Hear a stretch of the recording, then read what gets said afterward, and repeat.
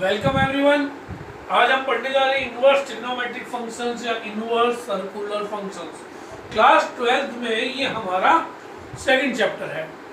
इसके अंदर सबसे पहले हम पढ़ेंगे फंक्शंस क्या होते हैं, फिर हम पढ़ेंगे क्या फंक्शंस के इनवर्स कैसे फाइंड आउट किए जाते हैं, क्या सभी ट्रिग्नोमेट्रिक फंक्शंस इनवर्स देते हैं, अगर सभी ट्रिग्नोमेट्रिक फंक्शंस के इनवर्स एग्जिस्ट करते हैं तो क्या कुछ कंडीशंस होती हैं, वो सब हमारे इस चैप्टर के अंदर पढ़ेंगे। ये हमारा एक इंट्रोडक्टरी चैप्टर है।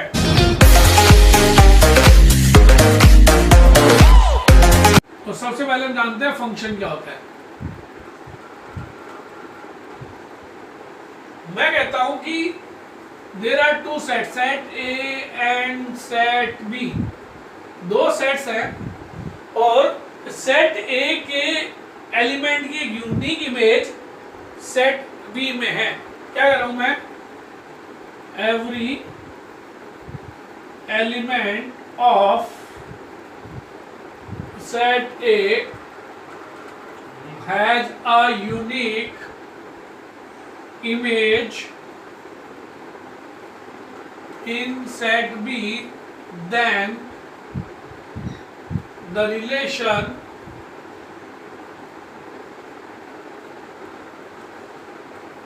from set A to B is known as a function।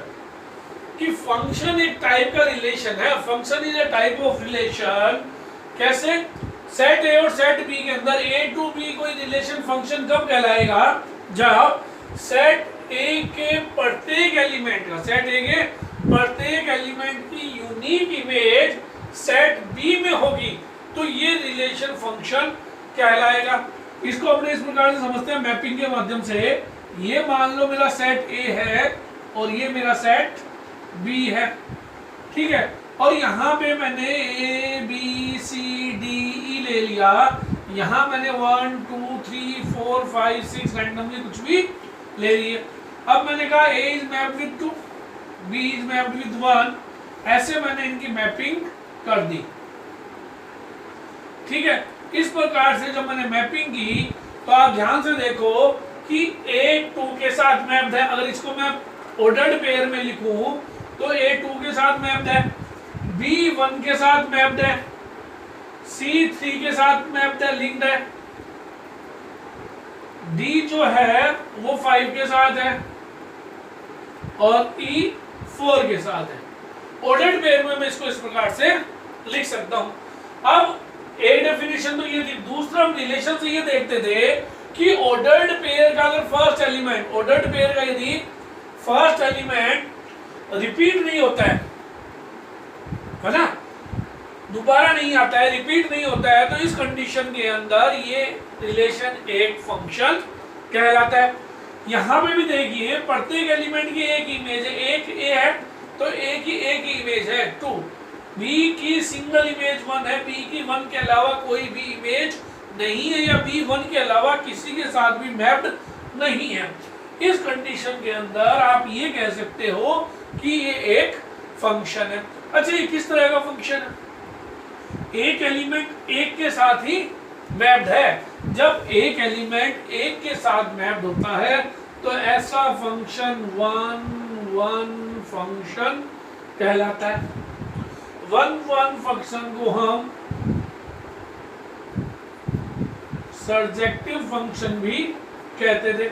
अगर आपने पढ़ा है 11th क्लास में हमने ये पढ़ा था। अच्छा, ये तो हो गया 1 फंक्शन की बात। 1 फंक्शन में क्या होगा? एक एलिमेंट, सेट ए का एक एलिमेंट सेट बी के एक एलिमेंट के साथ एंगेज्ड होगा और ऐसा फंक्शन क्या कहलाएगा? 1 फंक्शन कहलाता है।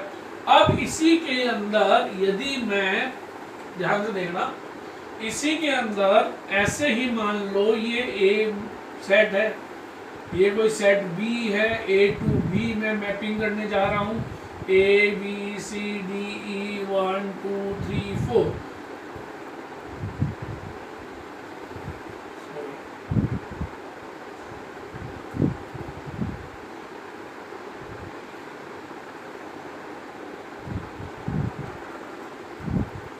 इस प्रकार से मैंने इसको मैप कर दिया।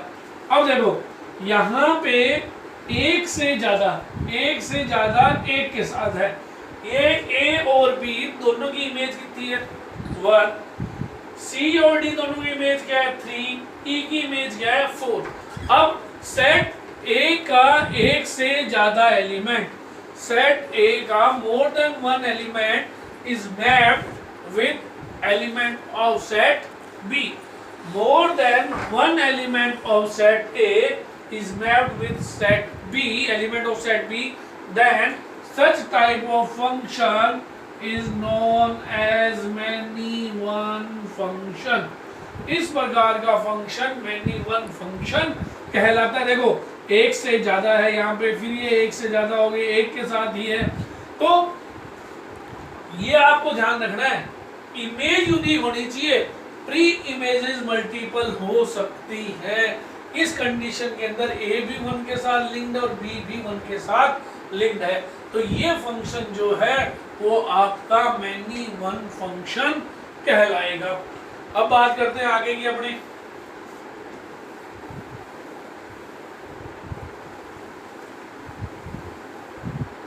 दो तरह के फंक्शन पढ़ लिए हमने, 1 1 पढ़ लिया है, मैनी वन पढ़ लिया है।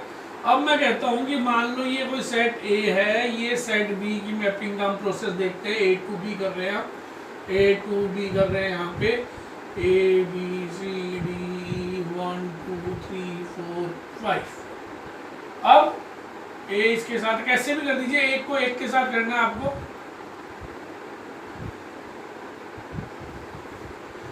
अब देखो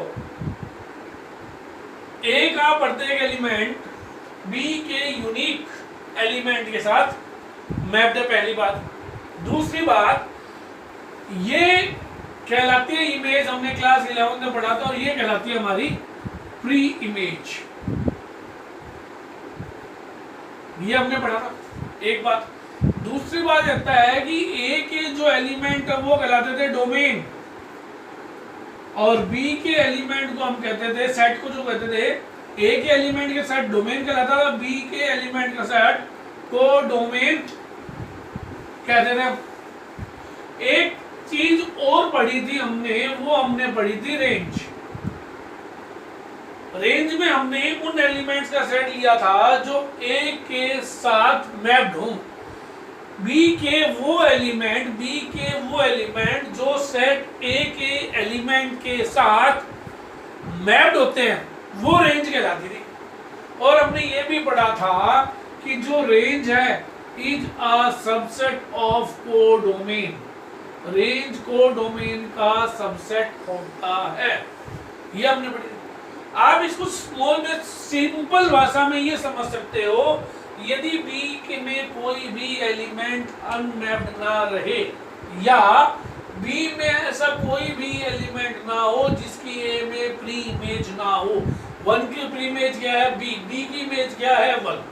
आप इसको ऐसे समझो, 1 की प्री इमेज है बी और बी की इमेज है 1, 2 की प्री इमेज है ए और ए की इमेज है 2। ऐसे आप इसको समझ सकते हो। तो यदि बी के सारे एलिमेंट्स की प्री इमेज ए में एग्जिस्ट करे, बी के सारे एलिमेंट्स की image A pre image, B के सारे एलिमेंट्स की प्री इमेज यदि ए में एग्जिस्ट करती है, तो ये ऑन टू फंक्शन कहलाएगा, पहली बात। दूसरी बात, आप ये कह लो यदि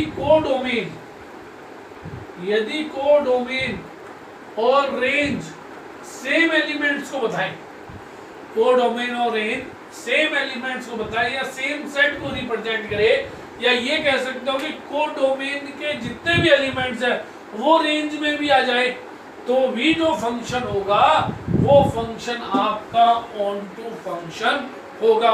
और ऑन टू फंक्शन को इंजेक्टिव फंक्शन भी कहते हैं, ऑन टू फंक्शन को इंजेक्टिव फंक्शन भी कहा जाता है, आपको ध्यान में रखना है।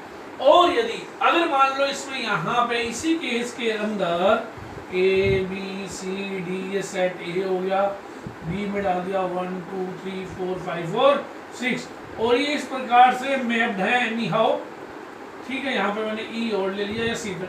अब यहाँ पे देखो 2 की कोई भी प्री इमेज नहीं है, 2 ए में किसी भी एलिमेंट के साथ लिंक नहीं है। इसी प्रकार से 6 ए के किसी भी एलिमेंट के साथ लिंक नहीं है। अगर ऐसा आ जाए, इस वक्त इसकी रेंज क्या होगी? इस वक्त इसकी रेंज होगी 1 3 4 और 5। और कोडोमेन क्या है देखो, आप ऐसे इसको समझ सकते हो। कोडोमेन क्या है? कोडोमेन है इसका 1 2 3 4 5 और 6। सेट बी के एलिमेंट्स होते हैं कोडोमेन को फॉर्मेट करते हैं, और रेंज वो होती है जो मैप्ड एलिमेंट्स का जो सेट होता है वो रेंज कहलाती है मेरी। अब यहाँ पे इन दोनों के अंदर देखो, क्या ये दोनों सेम सेट है? नहीं है। अगर ऐसा केस हो जाए जब दोनों सेम सेट ना हो, या आप सिंपल लैंग्वेज में ये कह सकते हो बी के अंदर कोई भी ऐसा एलिमेंट रह जाए जिसकी प्री इमेज ए में नहीं हो, ऐसा सेट इनटू कहलाता है, ऐसा फंक्शन इनटू फंक्शन कहलाता है। तो हमने 4 तरह के फंक्शन पढ़े। कौन कौन से पढ़े? 1 1, दूसरा मैनी 1, तीसरा ऑन टू फंक्शन, और चौथा इनटू फंक्शन। ये 4 तरह के फंक्शन अभी मैंने आपको बताए हैं। तो आपको ध्यान रखना है फंक्शंस 4 तरह के कौन कौन से होते हैं, ठीक है। Note it down please. अब आगे की बात करते हैं। ये मेरा सेट ए है और इसके एलिमेंट ये है ए बी सी डी, और ये मेरा सेट बी है, इसके एलिमेंट है 1 2 3 4, ठीक है, और ये 5। ए को मैंने इसके साथ लिंक कर दिया, सी को कैसे भी आप लिंक कर सकते हो, समझाने के लिए कर रहे हैं अपने, ये मैंने लिंक कर दिए, ठीक है। तो ये किस तरह का फंक्शन हुआ? ये आपका हो गया 1 1। देखो सेट ए का प्रत्येक एलिमेंट बी के केवल एक ही एलिमेंट के साथ एंगेज्ड है, मैप्ड है, तो ये क्या कहलाएगा? 1 1। अब सेट, ये तो मैंने सेट ए के एलिमेंट्स को देख के बताया कि ये 1 1। अब सेट बी के एलिमेंट देखो, क्या सेट बी के एलिमेंट में कोई ऐसा एलिमेंट है जो जिसकी प्री इमेज ए के अंदर ना हो? है 4 की कोई भी प्री इमेज ए के अंदर नहीं है, तो इस केस में क्या हो जाएगा? इनटू फंक्शन हो जाएगा। तो ये जो फंक्शन है वो कहलाएगा आपका 1 1 इनटू फंक्शन। क्या कहलाएगा? ये आपका 1 1 इनटू फंक्शन कहलाएगा। अभी ये a टू b, अब मैं इसका इनवर्स करता हूं। देखो इनवर्स में क्या कर दूंगा मैं? b टू a कर दूंगा। b टू a कर दूंगा तो सबसे पहले मेरे को किसके एलिमेंट लिखने पड़ेंगे? b के, और फिर मेरे को लिखने पड़ेंगे a के, a b c d, ठीक है। अब 1 a के साथ, 2 है मेरा c के साथ, 3 है मेरा 3 किसके साथ देखिए? b के साथ, और 5 मेरा d के साथ। तो क्या ये फंक्शन है? चेक करो भाई, क्या ये फंक्शन है? फंक्शन होने के लिए मेरे पास इंपॉर्टेंट क्या था कि सेट ए के प्रत्येक एलिमेंट की यूनिक इमेज, फर्स्ट सेट के प्रत्येक एलिमेंट की यूनिक इमेज सेकंड सेट में होनी चाहिए। यहाँ फर्स्ट अब कौन हो गया? बी, तो बी के प्रत्येक एलिमेंट की इमेज क्या ए में है? नहीं है। कौन सा एलिमेंट छूट रहा है? 4। देखो 4, तो ये इस वक्त फंक्शन नहीं है, it is not a function. तो मेरे को ये पता लग गया अगर कोई फंक्शन 1 1 इनटू है तो मैं उसका इनवर्स फाइंड आउट नहीं कर सकता। क्यों नहीं कर सकता? क्योंकि यहाँ पे जो ये 4 है इसकी कोई भी इमेज सेट ए में नहीं है। जबकि फंक्शन की डेफिनेशन क्या थी? फंक्शन की डेफिनेशन यही थी कि फर्स्ट सेट के सभी एलिमेंट्स की एक इमेज सेट सेकंड सेट में होनी कंपलसरी है और वो यूनिक होनी चाहिए। दूसरा केस हम ये लेते हैं ए बी सी डी 1 2 3 4 5, ये सेट ए हो गया और ये सेट b हो गया, और ये a टू b मैप्ड है। अब मैंने देखो a की ये कर दी, b की भी ये कर दी, c की ये कर दी, d की ये कर दी, ठीक है। और इसे मैंने मान लो इतने ही फंक्शन 1 और 3 दो ही। अब ये कौन सा है, ये बन गया मेरा many one on two, many one on two। अब मैं इसको इन्वर्स करता हूँ, देखो इन्वर्स करते हैं। इन्वर्स करूंगा तो क्या निकालूंगा, b2a निकालूंगा। जब b2a में इसका इन्वर्स में निकालूंगा तो ये देखो आप, ये हो जाएगा 1 और 3, ये हो जाएगा a b c और d। ये देखो 3 को देखो, क्या ये फंक्शन है। हमने कहा था फर्स्ट सेट के एलिमेंट्स की यूनिक इमेज होनी चाहिए।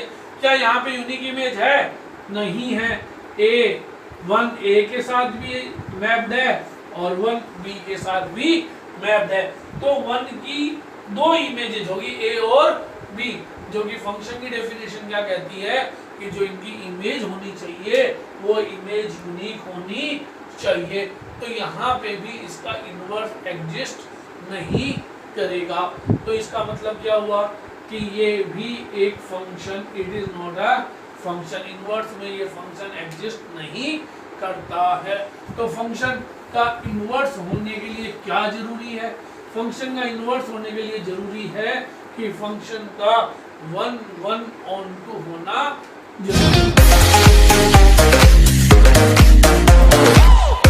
If a function is 1 1 on 2, then its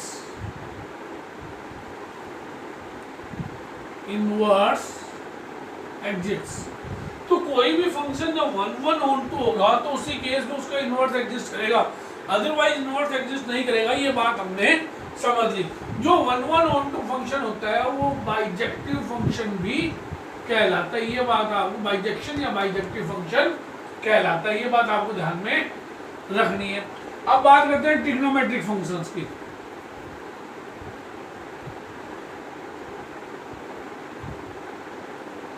trigonometric functions क्या होते हैं भाई, पीरियोडिक होते हैं या इन्हें सर्कुलर कहा जाता है। क्यों कहा जाता है इस बात को समझते हैं हम। सबसे पहले हम बात करते हैं साइन की, साइन थीटा की बात करते हैं। साइन थीटा की बात करें तो यहां तो मैं उसके एंगल ले लेता हूं और यहां उसकी वैल्यूज ले लेता हूं, ठीक है। तो यहां अगर मैं साइन थीटा की बात करता हूं ए से बी में, तो मैं यहां लिखता हूं 0 degree, 30 degree, 45 degree, 60 degree, 90 degree, 120 degree और 150 डिग्री। और मैं वैल्यूज लिखता हूं 0, 1/2, 1/√2, √3/2 और 1। ये वैल्यूज हमारे पास साइन की होती है। आप सभी ने क्लास 10th और 11th में ये चीजें पढ़ी है। अब साइन 0 की वैल्यू 0, साइन 30 की वैल्यू 1/2, साइन 45 की वैल्यू 1/√2, साइन 60 की वैल्यू √3/2, साइन 90 की वैल्यू 1। अब साइन 120 की वैल्यू देखो, साइन 120 को मैं लिख सकता हूं साइन 180 - 60। 11th क्लास का टॉपिक है। तो मेरे पास क्या होता है, sine pi minus sine theta होता है। तो कितनी वैल्यू आई, √3/2। ये लो जी, ये √3/2 आ गई इसकी वैल्यू। इसके बाद साइन 150 की बात करें तो ये हो जाएगा साइन 180 - 30 डिग्री। तो ये हो गया साइन 30, कितना आएगा 1/2। तो ये 1/2 की वैल्यू होगी ये वाली। अब ये बात आप ध्यान से देखो, क्या ये फंक्शन कैसा फंक्शन हो गया।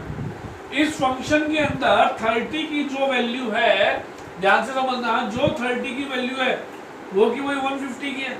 तो 30 और 150 के लिए सेम वैल्यू आ रही है। इसी प्रकार से जो वैल्यू 60 की है वही वैल्यू किसकी आ रही है, 120 की आ रही है। देख लो, ये देखो यहाँ साइन 60 की जो वैल्यू है वही 120 की है, और जो साइन 150 की है वही साइन 30 की है। इस प्रकार से ये फंक्शन क्या हो गया, मैनिमम फंक्शन हो गया। मैनिमम फंक्शन हो गया तो साइन थीटा का इन्वर्स पॉसिबल नहीं है, क्योंकि हमने क्या पढ़ा है, हमने ये पढ़ा है जो फंक्शन 1 ऑन टू होगा इन्वर्स केवल उसी फंक्शन का होगा। यहाँ पे ना तो ये 1 है ना ये ऑन टू है, क्योंकि ये तो मैनिमम फंक्शन है।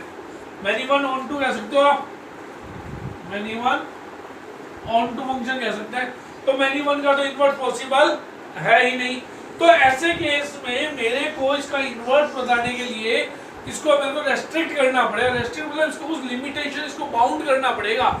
एक फिक्स पीरियड के अंदर, फिक्स इंटरवल्स के अंदर मेरे को ट्रिग्नोमेट्रिक फंक्शंस को बाउंड करना पड़ता है, और उन्हें बाउंड करने के कारण ही वो इन्वर्स देंगे, अदरवाइज उनका इन्वर्स एग्जिस्ट नहीं करेगा। अब बाउंड कैसे करते हैं वो बात आप समझो।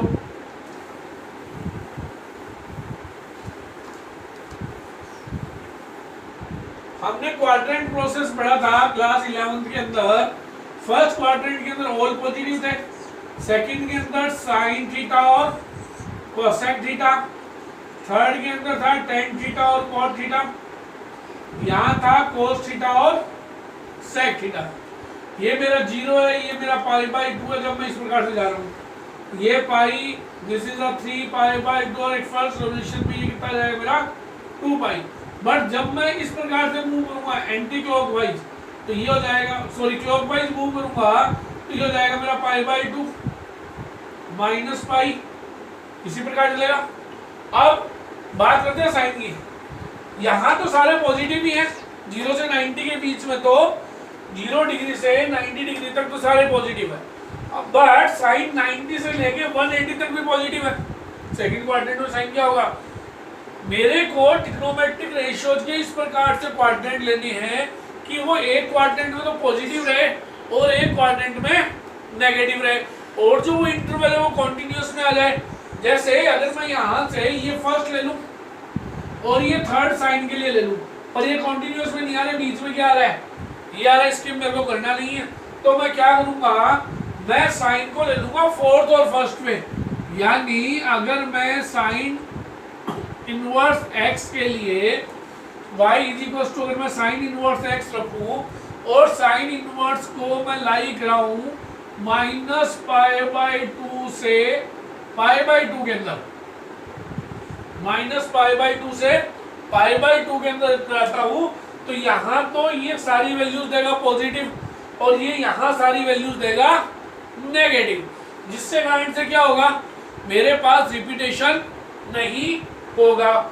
इसी प्रकार से ऐसे कई सारे सेट होंगे, जैसे पाई बाई 2 से लेके 3 पाई बाई 2 को चेक करो आप, पाई बाई 2 से लेके 3 पाई बाई 2, यहाँ साइन पॉजिटिव आ रहा है और यहाँ साइन क्या आ रहा है, फिर नेगेटिव आ रहा है। इसी प्रकार से ये माइनस 3 पाई बाई 2 हो जाएगा, क्लॉकवाइज डायरेक्शन में आऊंगा, माइनस 3 पाई बाई 2 से पहले छोटा लिखा जाएगा माइनस में, और माइनस पाई बाई 2। ऐसे इनफाइनाइट मेनी इंटरवल्स बनेंगे जिसके अंदर साइन इनवर्स एग्जिस्ट करेगा। तो मैंने साइन को ऐसे पर्टिकुलर इंटरवल्स के अंदर बाउंड कर दिया, और ये इन फिक्स इंटरवल के अंदर ही क्या करेगा, इनवर्स देगा। बाकी जगह साइन कहीं पे भी इनवर्स नहीं देगा। बाकी जगह मतलब क्या है, कॉन्टिन्यूअस में कह रहा हूँ। ऐसे इंटरवल तो आपको इनफाइनाइट में नहीं मिलेंगे जिसके अंदर साइन क्या होगा, इनवर्स देगा। तो जो ये पहला होगा ये इसकी क्या कहलाएगी, ये इसकी प्रिंसिपल ब्रांच वैल्यू कहलाती है। ये आपको ध्यान में रखना, क्या कहलाएगी इसकी प्रिंसिपल ब्रांच वैल्यू। यानी अगर साइन माइनस पाई बाई 2 से पाई बाई 2 के बीच में लाई करता है तो मैं उसका इनवर्स फाइंड आउट कर सकता हूं। इसी प्रकार से y इज इक्वल टू, अगर कोस इनवर्स x दे रखा है और आपको इसको फंक्शन के रूप में एग्जिस्ट करवाना है, तो ये देखो यहाँ पे कोस क्या आएगा, पॉजिटिव, और यहाँ पे कोस क्या है, नेगेटिव। तो मैं क्या ले लूंगा, कोस को 0 से लेके पाई के बीच में कोस की वैल्यू ले लूंगा। इस वैल्यू के अंदर कोस क्या आएगा, पॉजिटिव आएगा। और ऐसे कई सारे और भी इंटरवल होंगे जिसके अंदर कोस, जैसे 0 से लेके अगर क्लॉकवाइज डायरेक्शन में हूं तो 0 से लेके -पाई के बीच में भी कोस क्या है, एक जगह पॉजिटिव है और एक जगह नेगेटिव है। इस प्रकार से अगर मैं यूं चलूं, वापिस यूं चलूं, तो इसमें भी कोस क्या आएगा, एक जगह पॉजिटिव और एक जगह नेगेटिव आएगा।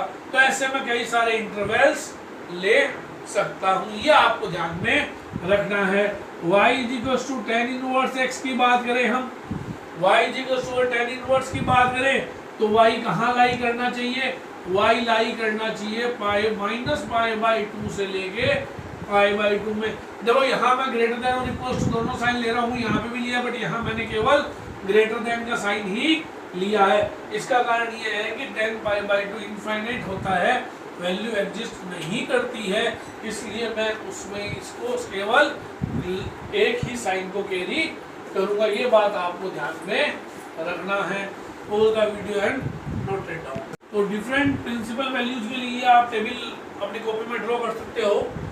y = sin इनवर्स x रहेगा -π/2 से π/2, प्रिंसिपल वैल्यू ब्रांच वैल्यू रहेगी और डोमेन रहेगा -1 से 1। आप चाहो तो इसको इस प्रकार से भी लिख सकते हो -π/2, π/2 और -1, ओपन। ठीक है, अब ऐसे आप सारे लिख सकते हो। यहाँ पे याद रखने का तरीका है कि tan का क्या रहेगा और कोट का क्या रहेगा। तो बहुत आसान तरीका है, tan थीटा होता है अपना sin theta upon cos theta, ऐसे ही केवल याद करने का तरीका है। तो tan में जो ऊपर आया sin ऊपर आया, तो जो sin की है वही tan में लेनी है, जो sin की है वही tan में लेनी है। अब आगे देखो फर्क क्या रहेगा, यहाँ पे लेस देन और इक्वल टू दोनों साइन है, बट यहाँ पे सिंगल रहेगा। क्यों, मैंने बताया था मैंने कि साइन के नीचे कोस आ रहा है देखो, और cos π/2 0 होता है तो नॉन डिफाइन हो जाता है, इसलिए अपने यहाँ पे केवल सिंगल साइन का यूज कर रहे हैं। अब इसी प्रकार से कॉट में क्या आएगा, cos अपॉन साइन। तो जो cos का है वही मैं कोट के अंदर यूज करूंगा, ये बात आपको ध्यान में रखनी। और इनइक्वालिटी का आपको सिंगल साइन यूज में लेना है। अगेन वही टर्म याद रहेगी, सेक में ऐसे आप इसको, सेक इनवर्स का होता है 1/cos, ध्यान से देखो 1/cos सेक होता है। सेक थीटा की वैल्यू क्या होती है, सेक थीटा की वैल्यू होती है 1/cos थीटा। अब थीटा की वैल्यू π/2 नहीं रख सकते क्योंकि π/2 पे नॉन डिफाइन हो जाएगा, इसलिए y is not equal to, यानी ये 0 से लेके π/2 तक तो वैल्यू देगा पर π/2 अटेंड नहीं करेगा। आप इसको ऐसे भी लिख सकते हो 0 से π/2 यूनियन, ब्रैकेट्स का ध्यान रखना, मैं देखो स्मॉल और दोनों ब्रैकेट यूज में ले रहा हूँ, ओपन और क्लोज ब्रैकेट यूज में ले रहा हूँ। तो ध्यान में रखना यहाँ पे ये π/2 इंक्लूडेड नहीं है, इसलिए इस तरह के ब्रैकेट लगाए गए। और इसी प्रकार से ये y के इक्वल 0 के इक्वल नहीं होगा, क्योंकि 1/, साइन जब आप लिखोगे तो अगेन साइन 0 की वैल्यू 0 होती है, तो ये 0 पे कोई भी वैल्यू एग्जिस्ट नहीं करेगा। इस तरीके से आप ये याद कर सकते हो कि इनके प्रिंसिपल वैल्यू ब्रांच क्या है। मैंने आपको याद करने का तरीका बताया है, आपको इसको रटना नहीं है, केवल समझना है कि कहां से कहां तक एक नेगेटिव और एक पॉजिटिव इंटरवल को अपने को लेके चलना है। अब हम इस पे कुछ क्वेश्चंस करते हैं। First you note it down it. अभी हम 3 क्वेश्चंस को सोल्व करते हैं, कैसे इनका सॉल्यूशन करना है। एक बात आप ये ध्यान रखना, sin inverse x is not equals to 1/sin x।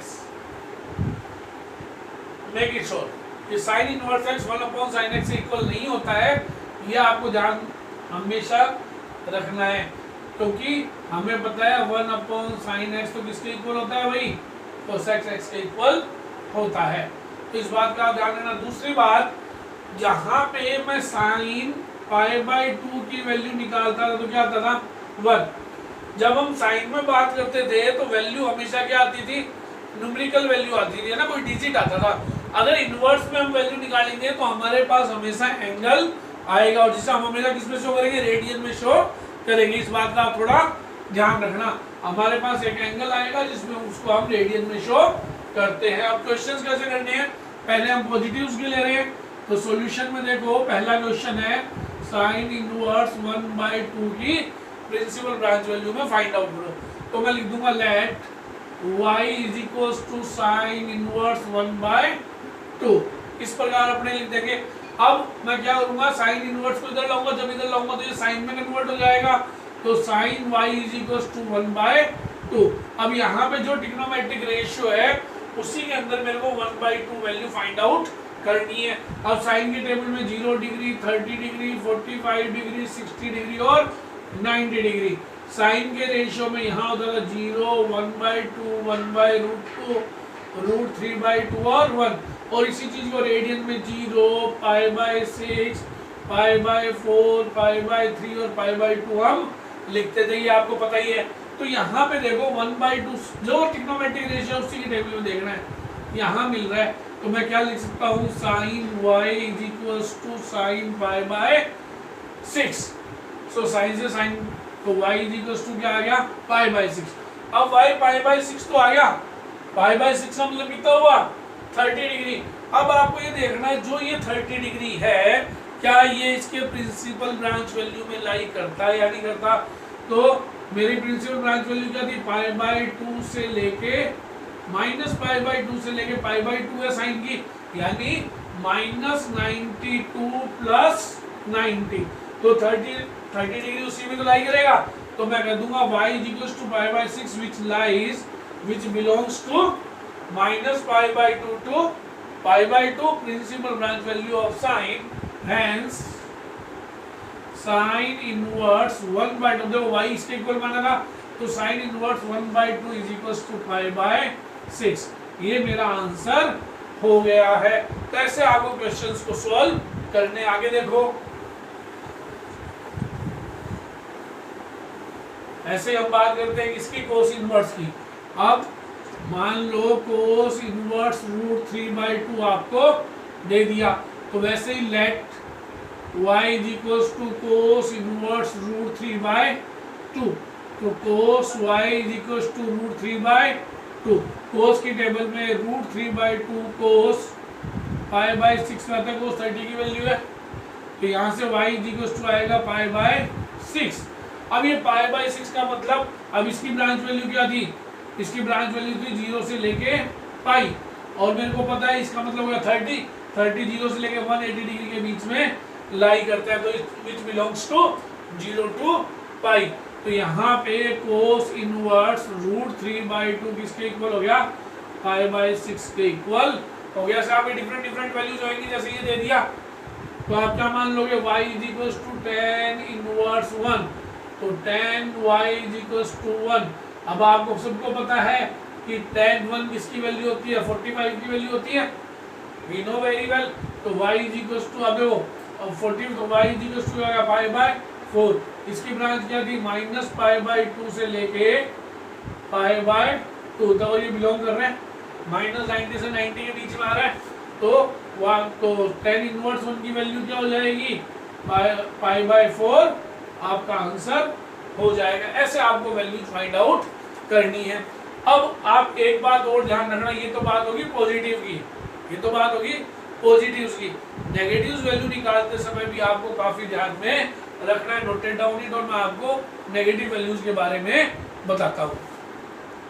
जब ये नेगेटिव में इन्वर्स आए थे तो you should be very careful about it. एक बात आपको ध्यान रखना है, कोस, कॉट और सेक इनवर्स में जब भी नेगेटिव एंगल आ जाए, जब भी नेगेटिव एंगल आ जाए, तो डायरेक्ट आंसर निकालने के लिए आप क्या करो कि इसको पाई में से माइनस कर दो, पाई माइनस एक्स होता है, ध्यान रखना। जो भी वैल्यू आपकी एंगल की, जो भी आंसर जो भी आए उसको पाई में से माइनस करना है। कैसे करना है वो मैं आपको बताता हूँ, आप ध्यान से समझना। जैसे मेरे को ये दिया कोसेक, कोसेक तो बहुत आसान रहेगा, कोसेक इनवर्स -1, सॉल्यूशन में अपने लिख देंगे let cosec inverse -1 is equals to y, तो यहाँ से हो जाएगा cosec y is equals to -1। ये आप काफी आसानी से वेरी इजीली कर सकते हो। अब कोसेक 1 कब होता है, कोसेक की टेबल में देखो क्या क्या आएगा, 0 डिग्री, 30 डिग्री, 45 डिग्री, 60 डिग्री और 90 डिग्री कोसेक। 0 2 √2 2/√3 और 1 साइन के जितने भी उनको मैंने रेसिप्रोकल कर दिया है। तो ये आएगा अपना कहाँ पे 90 पे आएगा। तो अब ये मेरे को देखना है कि ये कहाँ पे लाई करता है, दैट इज वेरी इंपॉर्टेंट। तो यहाँ पे मैं लिख दूंगा cosec y is equals to, minus को बाहर ले लूँ मैं, और यहाँ पे मैं लिख दूँ अगर, सॉरी अपने आप ऐसे लिख दो cosec minus pi by,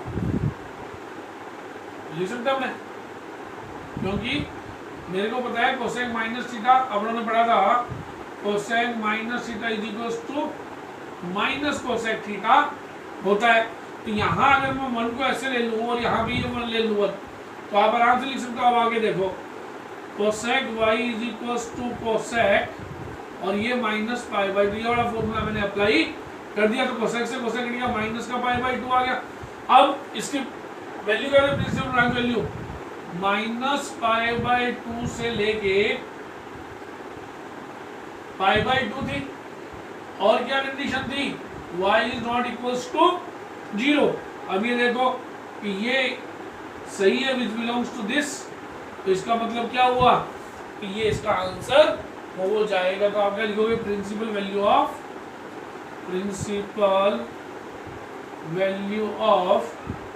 cosec inverse -1 is equals to minus pi by 2। तो आपको ये ध्यान रखना है कि साइन, टेन और कोसेक इनवर्स के अंदर आपको हमेशा ये ध्यान रखना है, अगर नेगेटिव आता है तो आप उसकी पॉजिटिव की वैल्यू देख लो क्या है, और उसके आगे नेगेटिव साइन लगा दो। जैसे मेरे को दे दे साइन इनवर्स -√3/2 की इसमें वैल्यू होगी, तो पहले मैं √3/2 देखूंगा। मेरे को पता है √3/2 किसको होता है, साइन 60 की वैल्यू होती है, यानी π/3 की। मेरे को पता है साइन π/3 इज इक्वल्स टू √3/2, तो मेरे को पता है π/3 आएगा आंसर को, तो मैं उसके आगे क्या लगा दूंगा, माइनस का साइन पुट कर दूंगा। तो साइन, टेन और कोसेक में जब भी आपको निकालना हो, आप जस्ट उसके आगे माइनस का साइन पुट कर दीजिए, आपका आंसर आ जाएगा। पर करना ये तो जाएगा ऑब्जेक्टिव में आंसर वेरीफाई करने के लिए ना, क्वेश्चन को आपको इस तरीके से पूरा सिस्टमैटिक ढंग से करना है, प्रॉपर्टी का यूज करते हुए। आगे देखो सेक की बात करते हैं, अपने सेक को कैसे निकालेंगे, इसको आपको थोड़ा ध्यान से समझना है। यहाँ पे आ जाएगा सेक इनवर्स माइनस ये वाला है, तो मैं कह दूंगा let y is equals to sec inverse minus √2। तो यहाँ पे आ जाएगा sec y is equals to minus √2। अब आपको एक बात पता है, cos minus theta cos theta होता है, similarly sec minus theta sec theta ही होता है। तो इसमें अपने वो वाली प्रॉपर्टी का यहाँ पे यूज नहीं कर पा रहे हैं। मेरे को ये देखना है कि सेक की वैल्यू सबसे पहले देखो √2 कब होती है।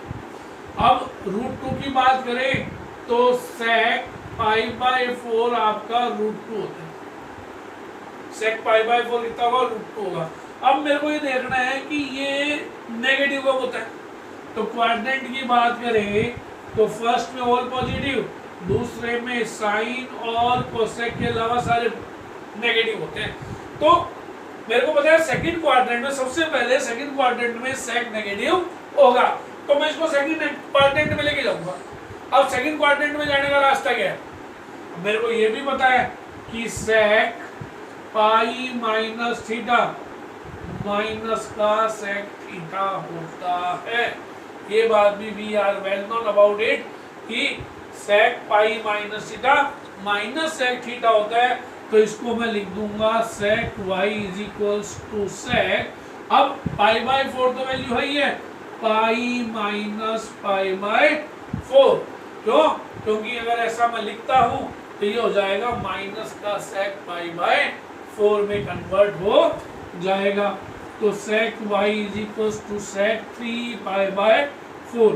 तो y की वैल्यू क्या आ गई, 3π/4 आ गई।